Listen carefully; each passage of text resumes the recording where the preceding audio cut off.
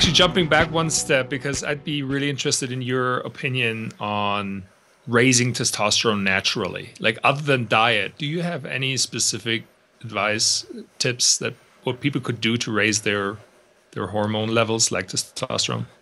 Well, most of it's like obvious and kind of stupid, right? Sleep, lift heavy stuff, sprint, right? Like those are the big three that have actually been shown in research to increase testosterone, and for the first one, sleeping, also increasing growth hormone and DHEA. So sleep, lift heavy stuff, sprint.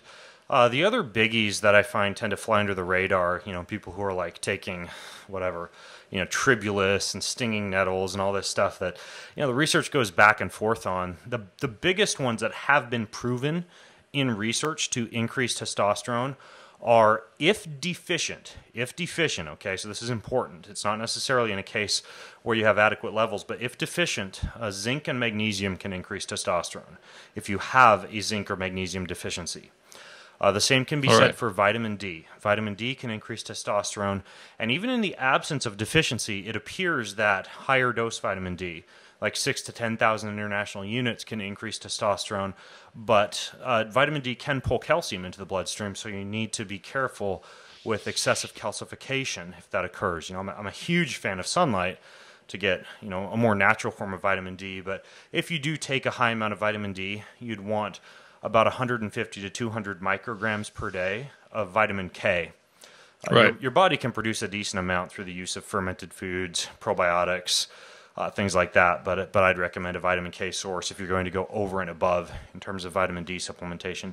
Creatine also has been shown to increase testosterone levels, so that would be another one.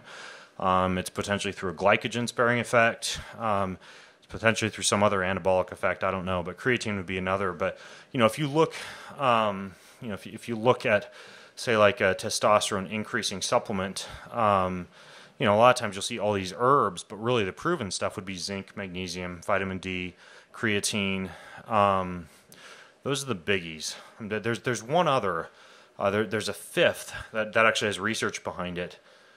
I don't remember if it's boron. I want to say it was boron, but I don't want to be misquoted.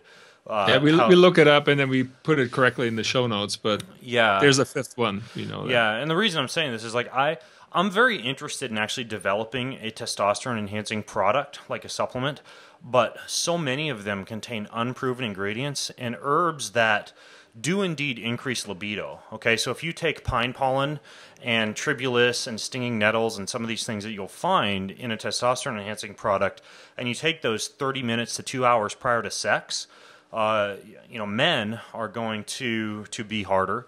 Women a lot of times will have better orgasms due to increased blood flow, but you don't actually see an increase in testosterone production.